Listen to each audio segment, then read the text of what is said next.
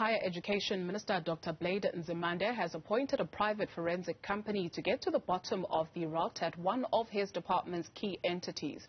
The National Skills Fund, which was set up to cater for development projects, is under investigation after the Auditor General found several financial irregularities, including 5 billion rand that could not be accounted for. To get reaction on this, we're joined by the South African Union of Students spokesperson, Asive Dlanjwa. Thank you very much for availing yourself. So another full-scale investigation is underway, according to the Higher Education Minister, Dr. Blade Nzimande. Does this do something to satisfy you, at least?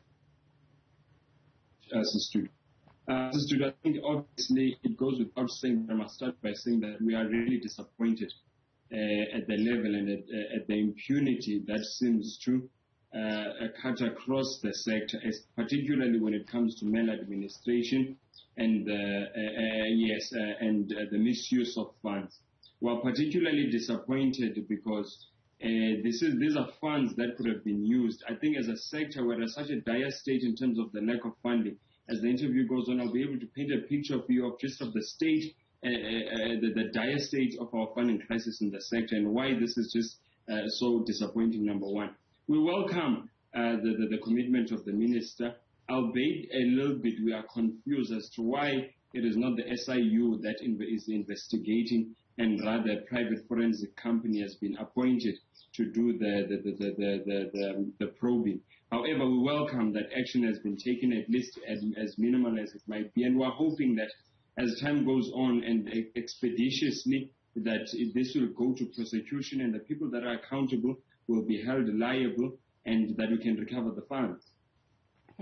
The minister has gone on to also say that he's appointed a ministerial task team to conduct a strategic review of the NSF, its general operations, its efficiency and relevance with regards to the national skills priority of the country.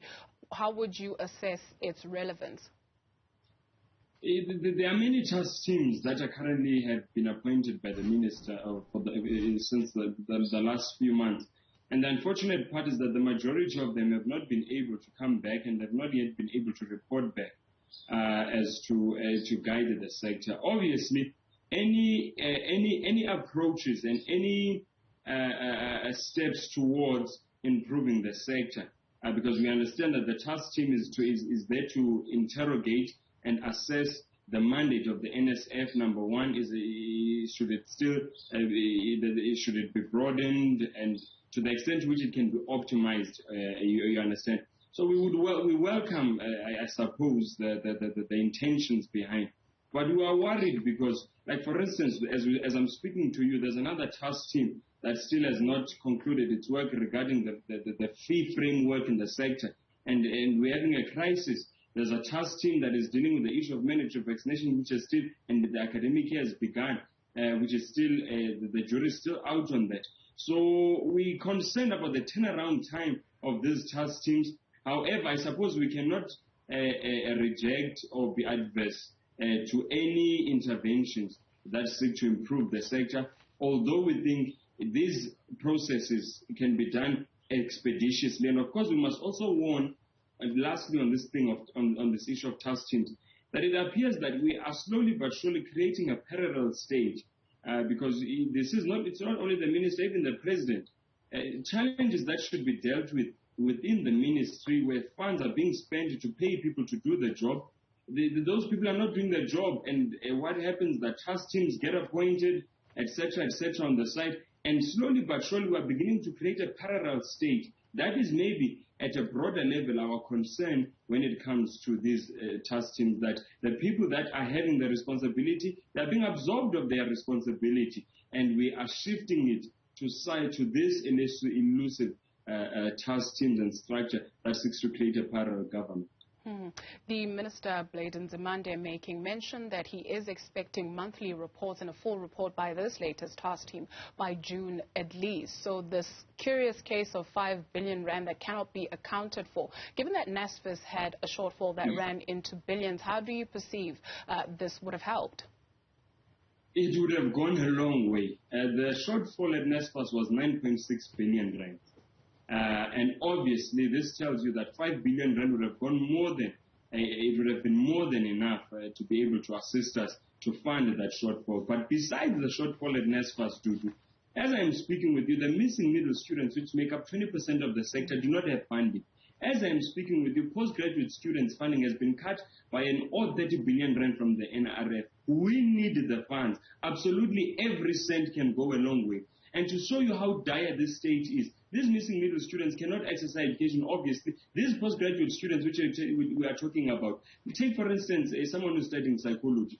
With just your undergraduate qualification, you cannot become a clinical psychologist. You would need your master's, which means you'd have to do your honors and your master's. There is no funding for these postgraduate qualifications in a country that is struggling with the high levels of mental illness and mental health. So the issue that I'm raising is that the sector really desperately needs every last cent. So this is really undermining all our efforts. And we're in fact looking at a process with the department of saying, how do we optimize across these agencies and structures and bodies and levels the funding and optimize such that at the very least we are able to get funding, particularly for these missing middle students and postgraduate students. I'm curious to get your thought on this, especially when you speak of the missing middle and you also speak of postgraduate studies for somebody to get their clinical psychology degree and for them to practice. A lot has been said over the course of the past few weeks about critical skills in South Africa. From the work that you do and what you see on the ground, are we then serious about creating and supporting, the emergence of these critical skills? You see, if, for instance, you take the SONA as an indication as to our seriousness towards our investment in the critical skills, but also in the sector in general, you begin to realize that there does not seem to be an appreciation of the role that the sector has to play in the advancement and the development of the state. Because you take, for instance, the president. The president mentions absolutely nothing regarding the sector except for an absorption of 10,000 unemployed graduates from the TVET sector. What does this tell you? It tells you that there is no level of focus or interest from our government, because even the NSF for that particular matter, when you are investing in higher education, we appreciate, number one, that graduates have I think the unemployment rate amongst graduates is sitting at around 12.5% vis-a-vis the almost 35% of general unemployment. Once again, numbers tell us that businesses that are owned by graduates have a far more better chance of succeeding than those that are not owned by graduates. So you have this a comprehensive economic growth strategy as presented by the president that is devoid of the role of science and innovation and research, which shows you that really I don't think our government realizes the impact that could be played by the higher education sector in the development of our economy. And we see it that even there is no investment that is being made into it. There is no, there's no sense of seriousness, if I can put it like that.